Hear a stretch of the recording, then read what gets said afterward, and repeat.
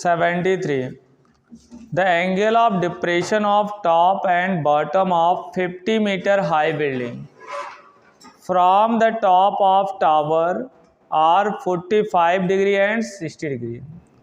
इन्होंने कहा angle of depression of top and bottom of 50 metre high building. एक 50 metre high building है जिसके टॉप और बॉटम का एंगल ऑफ डिप्रेशन दिया है। तो ये मान लीजिए हम 50 मीटर हाई बिल्डिंग है, ये 50 मीटर हाई बिल्डिंग हो गई। इस बिल्डिंग का नाम हमने दे दिया ए और बी, ठीक है। इसका टॉप ए पे है और बॉटम कहाँ पे है, बी पे है। तो इस 50 मीटर हाई बिल्डिंग के टॉप और बॉटम का जो एंगल ऑफ एलिवेशन है, डिप्रेशन है, कहाँ से, from the tower are 45 degree and 60 degree. एक टावर है, टावर क्या होगा, ऊंचा होगा। क्यों? क्योंकि वहाँ से इसको देख रहे हैं तो एंगल ऑफ डिप्रेशन बन रहा है, अर्थात ये नीचे होगा। तो ये टावर बना दिया, टावर का नेम दे दिया मैंने CD, ठीक है। टावर के टॉप से जब देखते हैं, पहले किसको देखते हैं, बिल्डिंग के टॉप को। तो लाइन ऑफ साइट हो गई और ये हॉरिजेंटल लाइन हो गई। तो इनके बीच जो एंगल ऑफ डिप्रेशन बनता है वो 45 डिग्री बनता है, 45 डिग्री बनता है।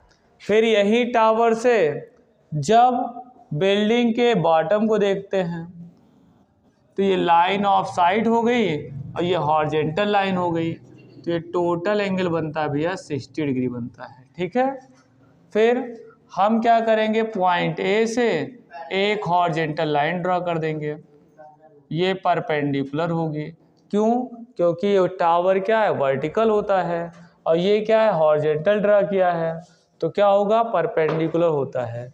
हॉरिजेंटल लाइन और वर्टिकल लाइन हमेशा एक दूसरे को परपेंडिकुलर होती है। अच्छा, अब आप जानते हो ये 45 डिग्री है तो ये भी कितना होगा, 45 डिग्री हो जाएगा, ठीक है।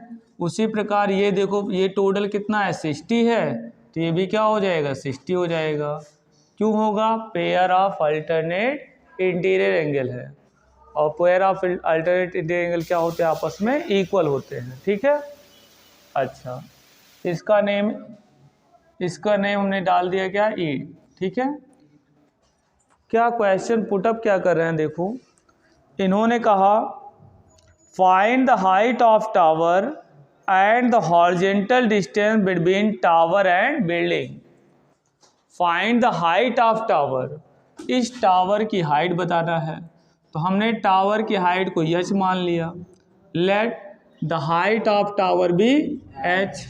और इन्होंने कहा find the distance, horizontal distance between tower and building. तो ये हॉरिजेंटल डिस्टेंस हमने मान लिया x, क्या मान लिया, x, ठीक है। दो चीज़ें इन्होंने निकालने के लिए कहा, दोनों को हमने हाइट को h मान लिया, टावर की हाइट को, और टावर और बिल्डिंग के बीच की जो हॉरिजेंटल डिस्टेंस है, ये हॉरिजेंटल डिस्टेंस है, उसे हमने x सपोज कर लिया। ये वर्ड हम यहाँ पे लिख देंगे, late the height of tower. हाँ देखो भैया, ये टोटल आपकी जो CD है वो पूरी हाइट टावर है। तो टावर की हाइट मतलब टावर की हाइट पूरा h माना है ना। ये तो हमने बीच में यहाँ से परपेंडिकुलर डाला था तो इसलिए यहाँ पर हमने E ले लिया है। तो let the height of tower be h and horizontal distance, horizontal distance between tower and building.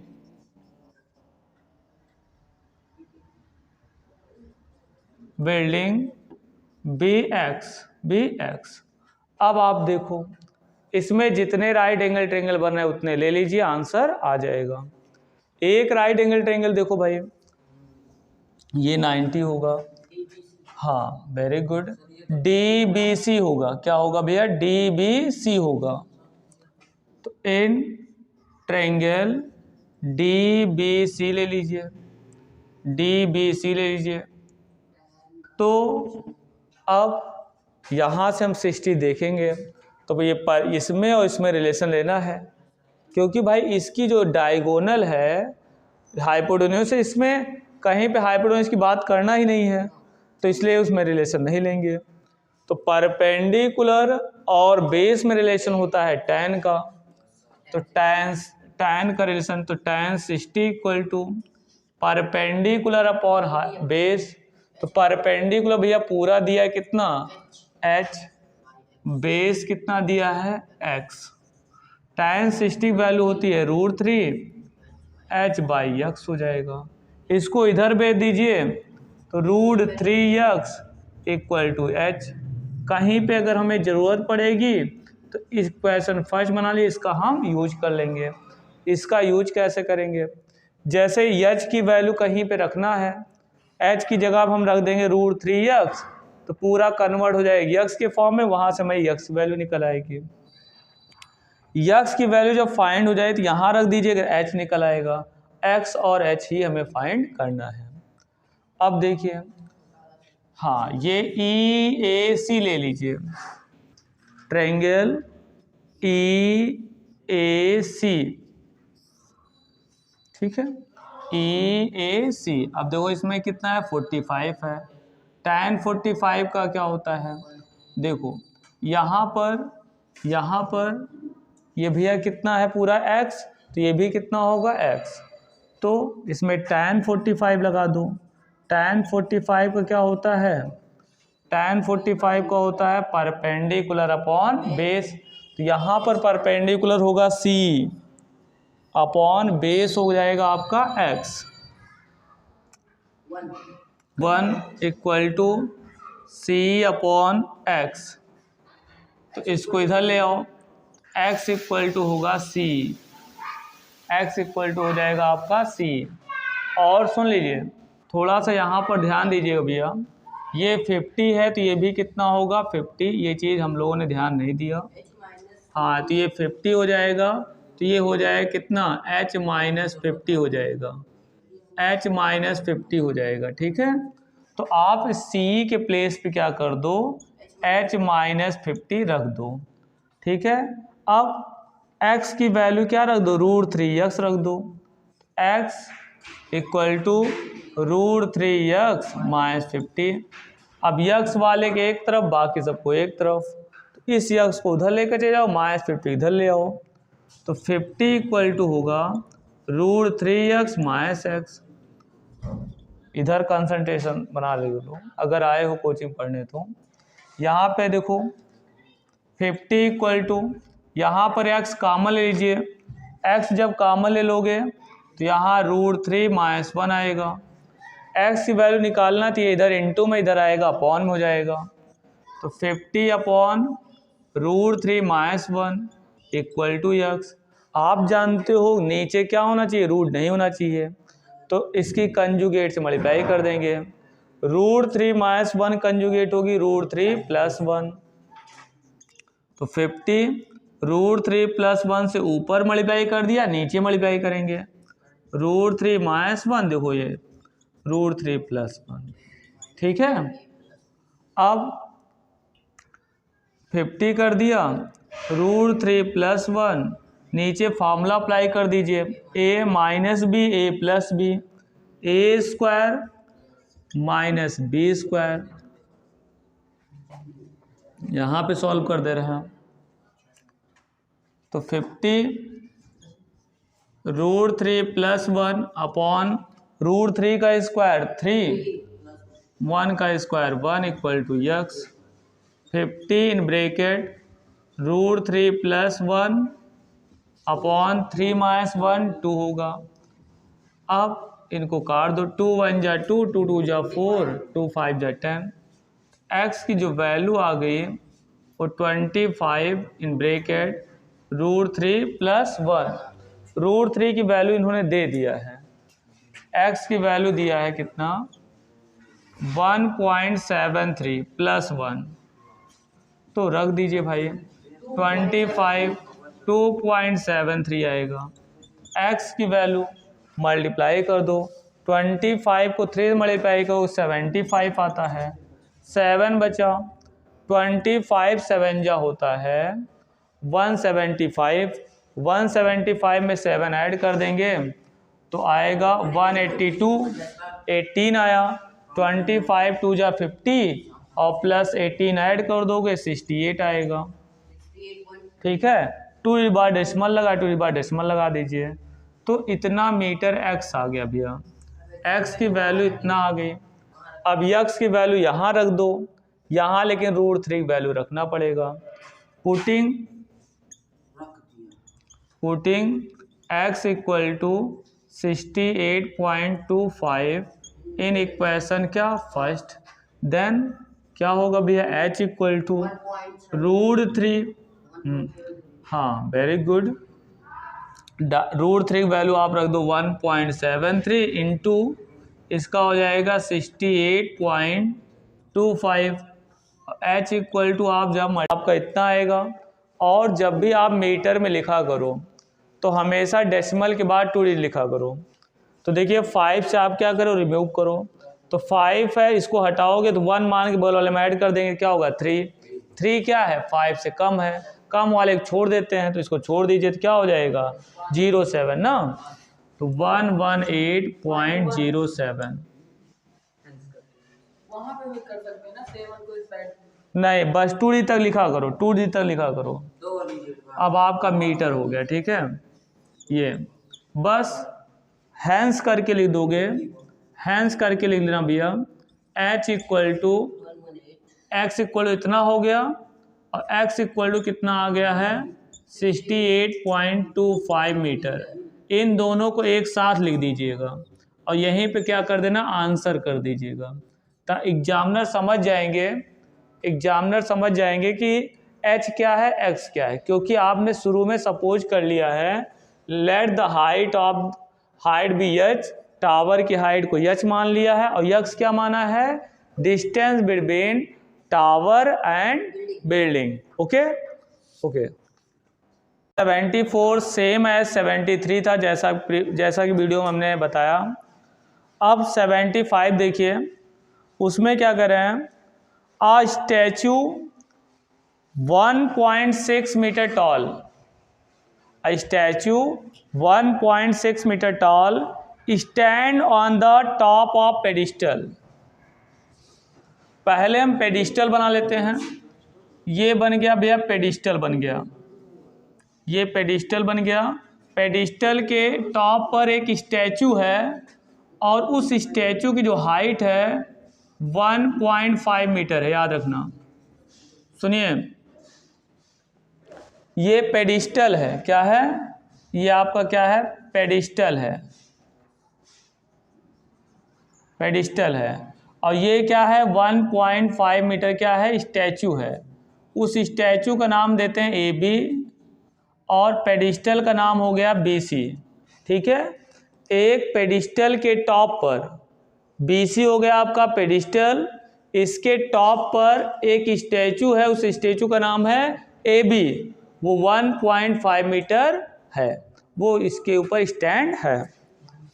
ठीक है, स्टैचू 1.6 मीटर है।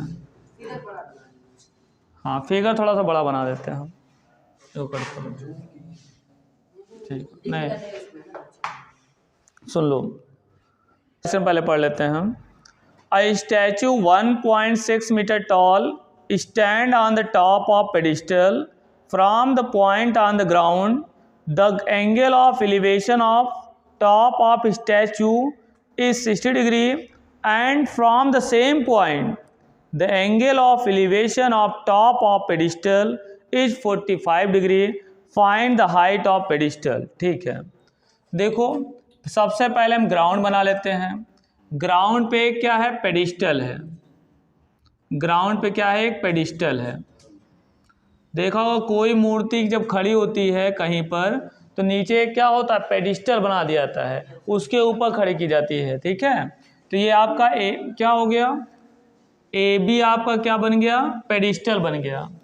इसके ऊपर क्या है, एक स्टैचू है जिसका नाम है एसी। एसी एक स्टैचू है और ये स्टैचू है 1.6 मीटर।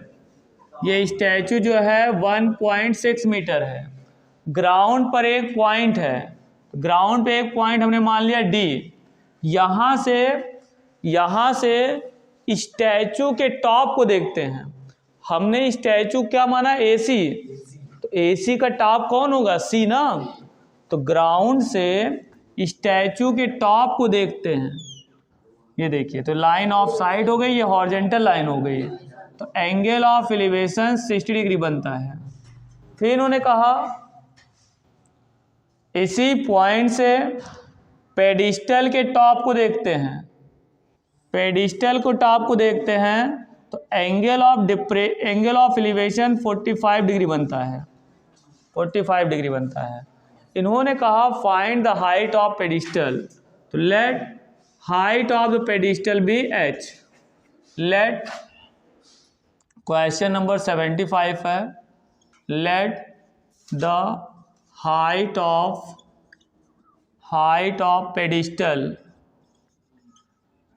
पेडिस्टल बी h, ठीक है।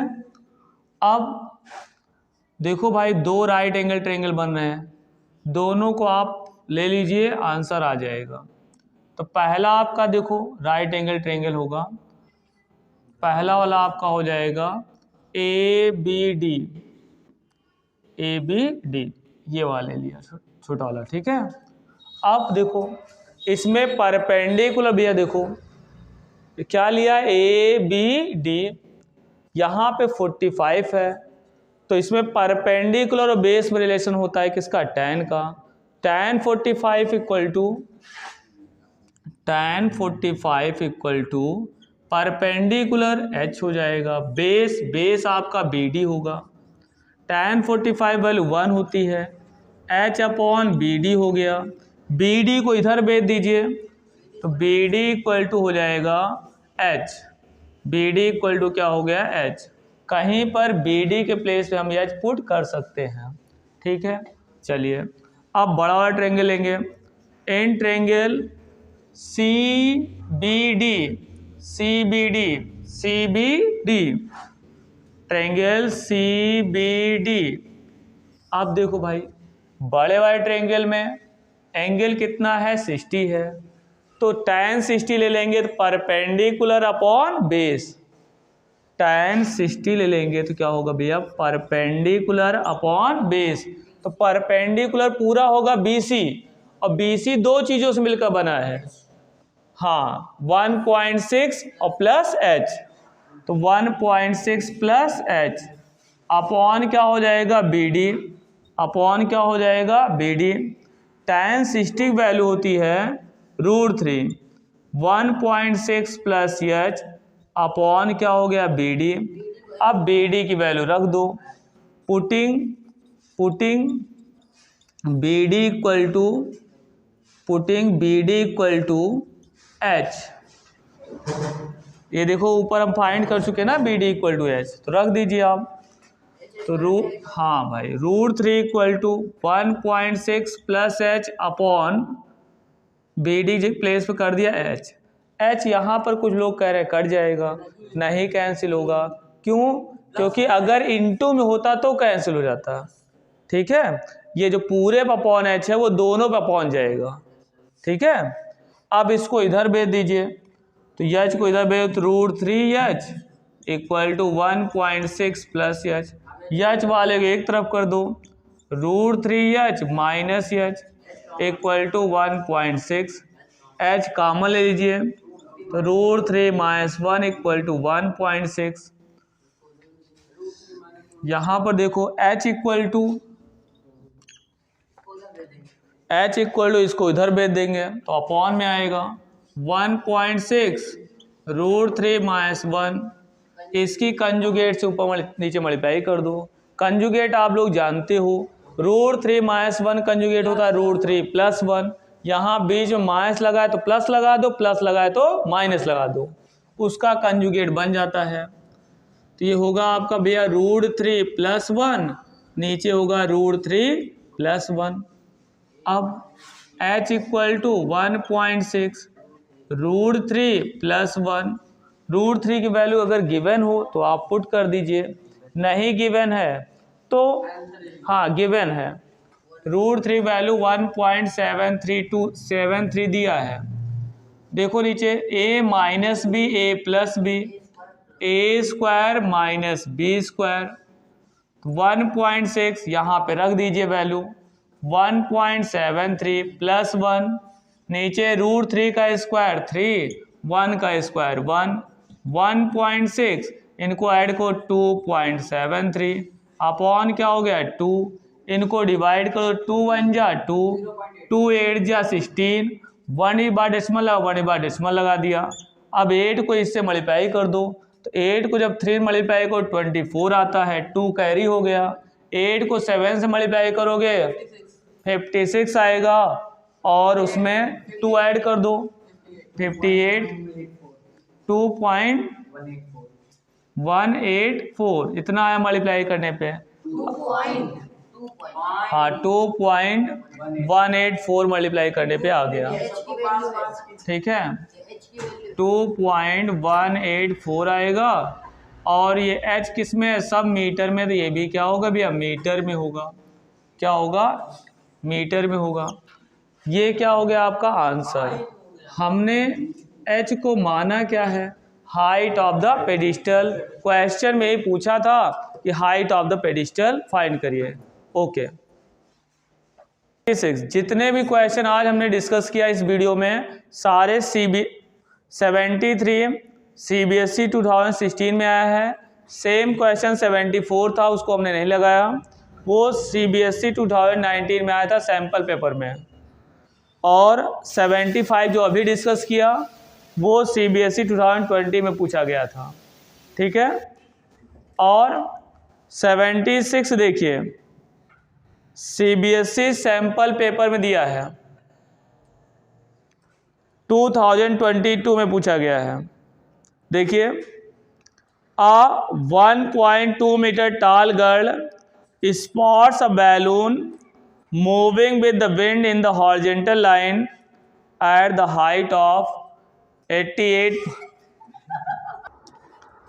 देखिए a 1.2 metre tall girl spot a balloon moving with the wind in the horizontal line at the height of 88.2 metre from the ground। मतलब एक 1.2 मीटर टॉल गर्ल है, उसने एक balloon को देखा, spots a balloon moving the wind in the horizontal line at the height of 88.2 metre. मतलब एक balloon है जो हॉरिजॉन्टली क्या कर रहा है, मूव कर रहा है, उड़ रहा है। और वो क्या कर रहा है, हॉरिजॉन्टली मूव कर रहा है, कितनी हाइट पे, 88.2 मीटर फ्रॉम द ग्राउंड। चलिए सबसे पहले हम क्या करेंगे, एक ग्राउंड बना लेंगे, एक क्या बना लेंगे ग्राउंड। और ग्राउंड पे क्या खड़ी है, गर्ल्स, एक गर्ल खड़ी है, तो उसकी जो हाइट है वो 1.2 मीटर है। क्या है, 1.2 मीटर है, ठीक है 1.2 मीटर है, ठीक है। अब इसने एक बैलून को देखा, एक बैलून को देखा, और जो बैलून है वो हॉरिजॉन्टली क्या कर रहा है, मूव कर रहा है। और कितनी हाइट पे है, 88.2 मीटर पे है। मान लीजिए यहाँ पे बैलून है, ठीक है, और वो ग्राउंड से, वो जो ग्राउंड से है वो 88.2 मीटर डिस्टेंस पे, यहाँ से लेकर यहाँ तक जो डिस्टेंस है उसका 88.2 मीटर है, ठीक है। अच्छा, the angle of elevation of the balloon from the eyes of the girl at any stand is 60 degree. मतलब एनी स्टैंड का मतलब हुआ किसी क्षण अचानक जब उस गर्ल ने बैलून को देखा तो उसका जो एंगल ऑफ एलिवेशन था वो 60 डिग्री था। यहाँ पे गर्ल की आई होगी, ये गर्ल की आई होगी भाई, ए भी मान लिया गर्ल हो गई, तो गर्ल की आई ए पे होगी। यहाँ से किसको देख रहे हैं, बैलून को, तो ये भैया लाइन ऑफ साइट हो गया, और ये हो गई हॉरिजेंटल लाइन। तो लाइन ऑफ साइट और हॉरिजेंटल लाइन बीच जो एंगल बनेगा वो एंगल ऑफ एलिवेशन है। वो कितना कहा इन्होंने, 60 डिग्री है। क्या है, 60 डिग्री है। और इन्होंने एक बात कह दिया है शुरू में कि ये बैलून जो है हॉरिजेंटली मूव कर रहा है ऐसे, ठीक है। आगे देखो, the angle of elevation of balloon from the eye of girl at any stand is 60 degree. After some time the angle of elevation reduces to 30 degree. कुछ देर बाद इसका जो एंगल ऑफ एलिवेशन है वो रिड्यूस होकर कितना हो गया, 30 डिग्री हो गया। Find the distance travel by the balloon during the interval. इस इंटरवल में बैलून ने कितनी डिस्टेंस ट्रेवल किया। देखो भाई, जब कोई चीज़ नज़दीक होगा उसको देखोगे आप तो एंगल ऑफ एलिवेशन क्या होता है, ज़्यादा बनता है। जब ये दूर चला जाता है तो उसका एंगल ऑफ एलिवेशन क्या होता है, कम हो जाता है। तभी इन्होंने कहा कि डिक्रीज होके क्या बन गया, 30। तो इसका मतलब है कि आपसे दूर मतलब गर्ल्स से दूर जा रहा है बैलून, गर्ल्स के पास आता अगर बैलून तो एंगल ऑफ एलिवेशन इंक्रीज करता, ठीक है।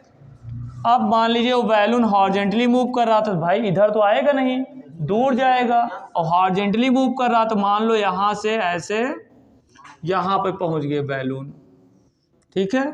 अब यहाँ से वो जब देखती है गर्ल तो इसका जो एंगल ऑफ एलिवेशन, तो लाइन ऑफ साइट हो गई और ये आपकी हॉरिजेंटल लाइन हो गई।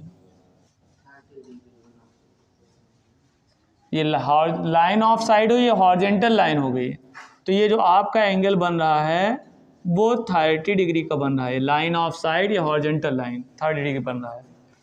अच्छा, पहले मान लो बैलून की पोजीशन किस पे थी, सी पे, बाद में कहाँ पहुँच गई, डी पर। कहाँ पहुँच गई, डी पर। तो इन्होंने कहा कि बैलून हॉरिजेंटली कितना मूवमेंट किया। देखो, तो हम मान लेंगे बैलून ने हॉरिजेंटली कितना मूवमेंट किया, एक्स। कितना मूवमेंट किया, एक्स। तो भैया ये एक्स है तो ये भी क्या होगा, एक्स। ये भी क्या होगा, एक्स होगा, ठीक है। अच्छा, इसका नेम दे दिया ए बी। अच्छा, एक बात याद रखना, सी डी वहाँ दे दिया है, इसको मान लो ई एफ जी एच दे दिया।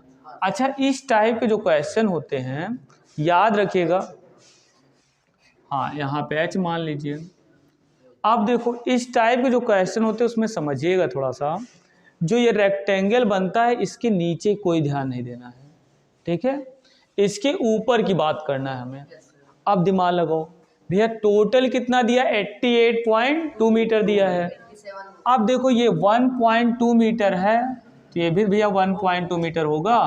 तो टोटल 88.2 है, उसमें 1.2 मीटर निकाल दो तो ये हो जाएगा 87 मीटर होगा। ये आपका कितना हो जाएगा, 87 मीटर हो जाएगा। फिगर में ही सब कुछ हम समझा देते हैं, ठीक है। तो ये 87 मीटर हो जाएगा। अब उसी प्रकार यहाँ पे ये 1.2 मीटर होगा तो ये भी बैलून का हाइट क्या होगा, यहाँ पे भी 87 मीटर हो जाएगा, ठीक है। अच्छा, अब दो राइट एंगल ट्रायंगल बन रहे हैं, उनको ले लीजिए, आंसर अपने आप आ जाएगा। एक राइट एंगल ट्रायंगल बन रहा है, देखो एक राइट एंगल ट्रायंगल बन रहा है क्या, AFC, और दूसरा बन रहा है AHD। इन दो राइट एंगल ट्रायंगल ले लीजिए, अपने आप आंसर आ जाएगा। सबसे पहले क्वेश्चन नंबर 76 लिखते हैं। इसमें हम मान लेंगे लेट, इन्होंने कहा था find the distance travel by the balloon, horizontal distance travel by the balloon. Balloon शुरू में यहाँ था, पहुँच गया यहाँ पर, तो कितने डिस्टेंस ट्रेवल किया वो बताना है, उसको हमने यह सपोज कर लिया। तो let horizontal distance travel by the balloon by the balloon be x. ठीक है, अब इन ट्रायंगल एफ सी में ले लीजिए। एफ सी की बात करें भैया तो परपेंडिकुलर और बेस में रिलेशन ले लीजिए। तो tan का रिलेशन होता है tan 60 equal to perpendicular 87 upon base आपका हो जाएगा AF। tan 60 वैल्यू होती है √3 इक्वल टू 87 अपॉन AF हो जाएगा। AF को यहाँ ले √3 को यहाँ भेज दीजिए। AF इक्वल टू होगा 87 अपॉन √3। AF इक्वल टू भैया देख लो, AF इक्वल टू क्या होगा, यही रहने दीजिए, √3 मत चेंज करिए, बाद चेंज करेंगे क्योंकि हमें AF वास्तव में नहीं चाहिए। AF वास्तव में हमें नहीं चाहिए। ठीक है, अब नेक्स्ट ट्रायंगल लेंगे। इन ट्रायंगल AHD देख लीजिए फिगर में कहाँ पे है, AHD, ये राइट एंगल ट्रायंगल है AHD। तो इसमें परपेंडिकुलर और बेस में रिलेशन tan का होगा। tan 30 इक्वल टू परपेंडिकुलर कितना है 87 है, परपेंडिकुलर कितना है 87 है। बेस की बात करें तो पूरा क्या है AH होगा। AH दो चीज़ों से मिलकर बना है AF plus x, AF plus x, AF plus x. tan 60 value होती है 1/√3 और 87 हो गया भैया। यहाँ पर AF प्लस एक्स अभी रहने दो, क्रॉस मल्टीप्लाई कर दो। क्या कर दो, क्रॉस मल्टीप्लाई कर दो।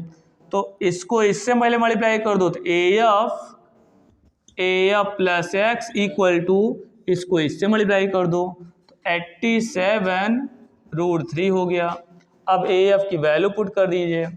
Putting AF equal to 87/√3, then होगा क्या 87 upon √3 plus x equal to 87√3।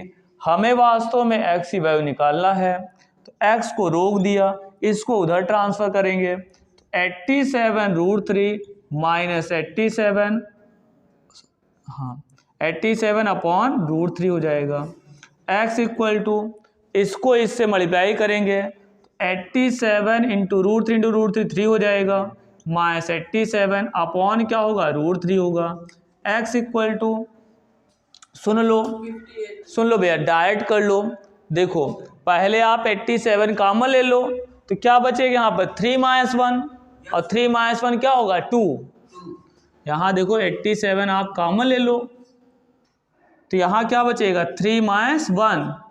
भाई 87 कॉमन ले लिया, कट गया, यहाँ बचेगा 3, यहाँ 87 कट गया 1 बचेगा और नीचे क्या हो गया √3। आप जानते हो रूट नीचे नहीं होना चाहिए तो रूट से ऊपर नीचे मल्टीप्लाई कर दो। ठीक है, x इक्वल टू 87 इंटू क्या होगा 2 इंटू √3, नीचे क्या होगा √3 इंटू √3 क्या होगा 3, काट दो इसको। 3 1 जा 3, 3 2 जा 6, 3 2 जा 6, 3 9 जा 27। अब x इक्वल टू इसको मल्टीप्लाई हो 58 हो जाएगा और √3 इतना मीटर। अगर √3 वैल्यू गिवन है, नहीं गिवन है तो इसी के फॉर्म में क्या होगा। क्या कर रहे हो कहता हूँ थोड़ा मतलब कम कर दे तो जूम है। यहाँ पर x इक्वल टू कितना आ गया 50 √3 मीटर। ये क्या हो जाएगा आपका आंसर हो जाएगा। ठीक है, हैंस बस यही आपका आंसर हो जाएगा। चलिए आज हम 77 फिर पार्ट 77 क्वेश्चन है जो CBSE 2015 के सैम्पल पेपर में आया हुआ है। The angle of elevation of an aeroplane from a point A, the angle of elevation of an aeroplane from a point A on the ground is 60 degree.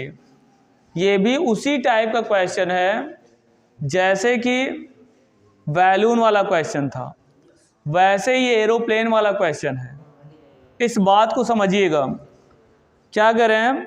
The angle of elevation of an aeroplane from a height from a point A on the ground is 60 degree.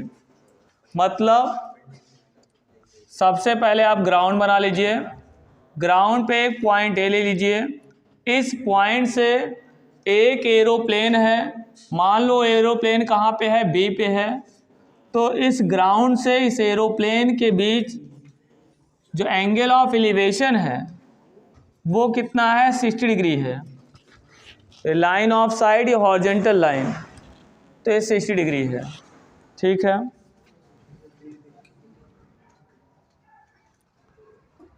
फिर after a flight of 15 second, after a flight of 15 second, 15 second उड़ने के बाद the angle of elevation changes to 30 degree. देख लीजिए, same question है। इन्होंने कहा flight उड़ने के बाद 15 मिनट बाद जो एंगल ऑफ एलिवेशन होता है वो 30 डिग्री हो गया। तो भाई 15 मिनट में कुछ दूर क्या करेगा? चलेगा। और सुन लो, 15 सेकेंड, ये जो है एंगल क्या हो रहा है? रिड्यूस हो रहा है। और रिड्यूस का मतलब हुआ इससे क्या हो रहा है? फ्लाइट दूर जा रही है। तो मान लीजिए फ्लाइट पहुंच गई सी पे, फ्लाइट पहुंच गई 15 सेकेंड में। ये तो बिल्कुल सेम वही क्वेश्चन। हाँ, सेम क्वेश्चन है, लेकिन थोड़ा सा एक्स्ट्रा है, थोड़ा सा एक्स्ट्रा है। अब देखो यहाँ पे इन्होंने क्या दे दिया? टाइम दे दिया आपको। अब टाइम दे दिया, क्या स्पीड निकालने लिए कह देंगे? सुन लो, तो स्पीड निकालने जब कहेंगे तो हम जानते हैं क्या? डिस्टेंस निकालेंगे, और डिस्टेंस अपॉन इस टाइम कर देंगे तो क्या निकल आएगा? स्पीड निकल आएगा। अब यहाँ पे सी पे पहुँच गया, तो यहाँ से हम जब देखते हैं तो ये लाइन ऑफ साइट हो गया, ये हॉरिजॉन्टल लाइन, तो एक एंगल ऑफ एलिवेशन 30 डिग्री बनता है।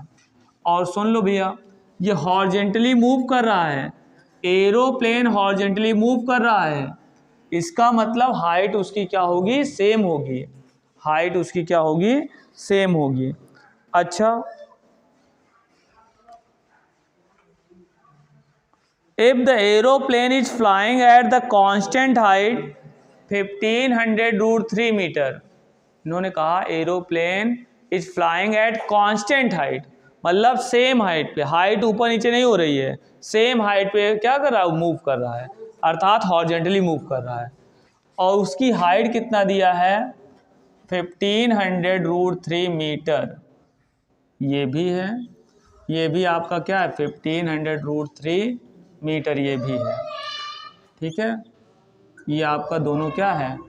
इतना है। ठीक, अच्छा,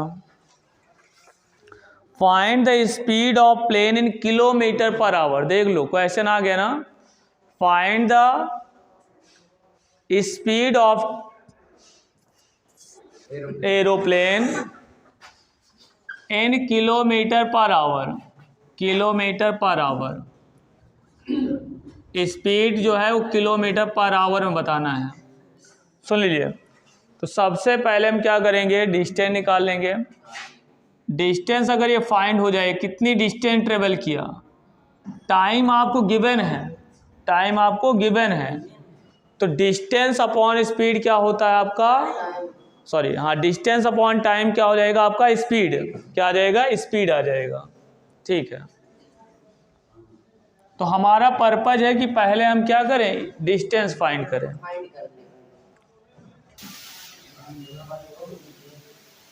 तो हमें इस BC डिस्टेंस को निकालना है, इस BC डिस्टेंस को निकालना है, तो BC डिस्टेंस निकालना पड़ेगा। तो इसको मान लो ABC, इसको D, इसको E।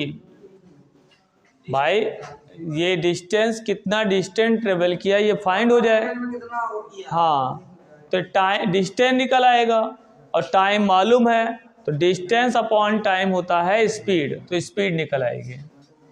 ठीक है, क्वेश्चन नंबर 77 है, 77 है। इसमें दो राइट एंगल ट्रायंगल बनना है, दो ले लीजिए, आंसर आएगा।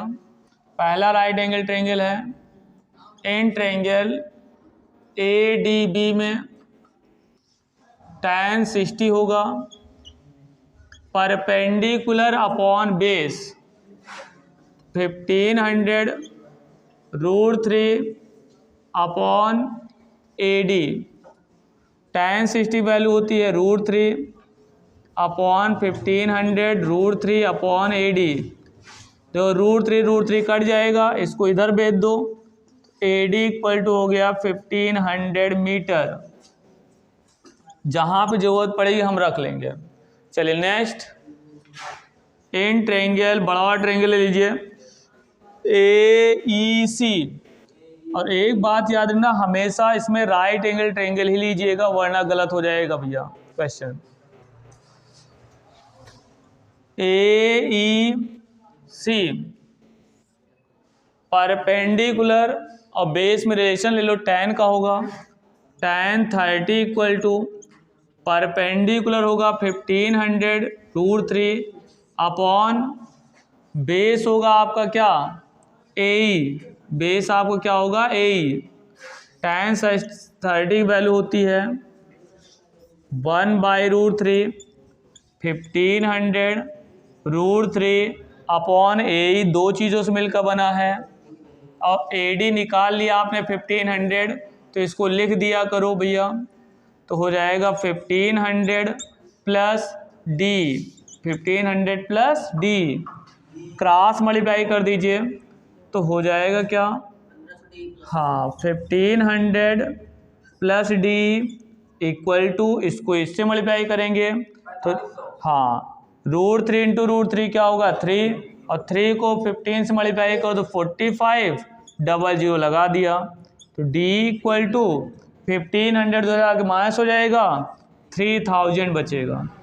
तो D आपका क्या हो गया भैया 3000 हो गया। सुन लीजिए 3000 मीटर हो गया। जो D डिस्टेंस है वही तो क्या है BC होगा, सिंस जो D है यही डिस्टेंस क्या होगा, यही तो होगा BC भैया। BC निकल आया कितना 3000 मीटर आ गया। देखो तो ये BC भी कितना आ गया 3000 मीटर आ गया। अब आपको क्या दे दिया है, स्पीड मालूम हो, डिस्टेंस मालूम हो गई, टाइम मालूम हो गई, तो हम लिखेंगे क्या, स्पीड ऑफ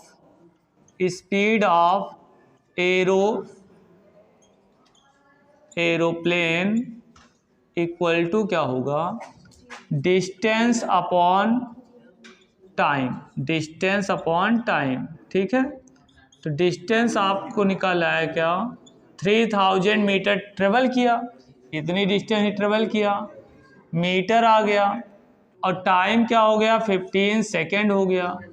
सुन लीजिए भैया, ये मीटर पर सेकेंड में आया, ये मीटर पर सेकेंड में, हमें जो आंसर लाना है वो किलोमीटर पर आवर में लाना है। तो 15 1 जा 15, 15 2 जा 30, 200 मीटर पर सेकेंड। अब देखो सुन लो, मीटर पर सेकेंड को अगर किलोमीटर पर आवर बदलना है,